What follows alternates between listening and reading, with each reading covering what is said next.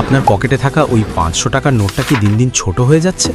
মানে আগে 500 টাকা দিয়ে যা কিনতেন এখন কি তার অর্ধেকও পাওয়া যাচ্ছে না? ঠিক ধরেছেন, এটাকে বলে মুদ্রাস্ফীতি বা ইনফ্লেশন।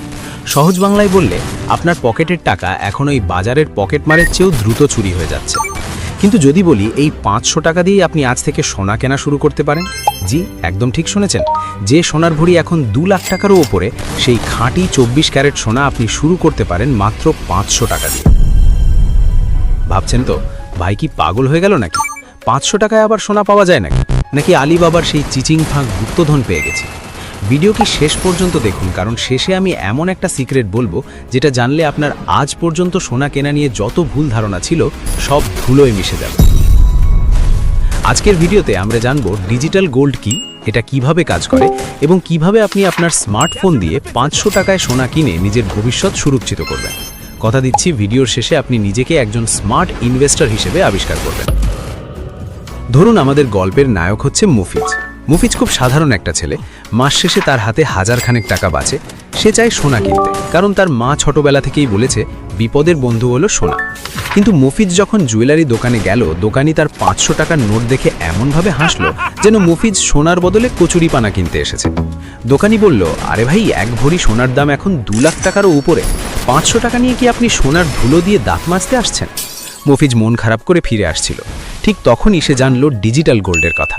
এখন প্রশ্ন হলো, এই ডিজিটাল গোল্ড আসলে কি? এটা কি আসল সোনা নাকি কম্পিউটারের কোনো গেম?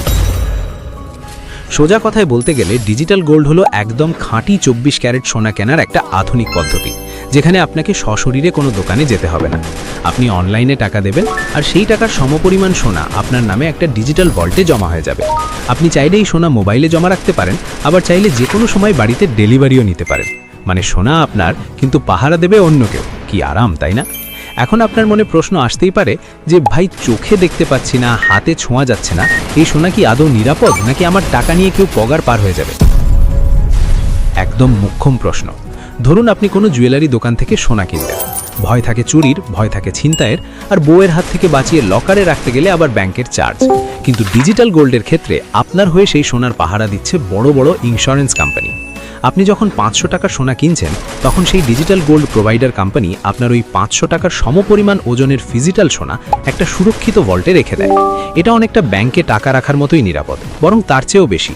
কারণ এখানে আপনার সোনা 100% বিমিত, অর্থাৎ কোম্পানি যদি চাঁদেও চলে যায় আপনার সোনার কোনো ক্ষতি হবে না।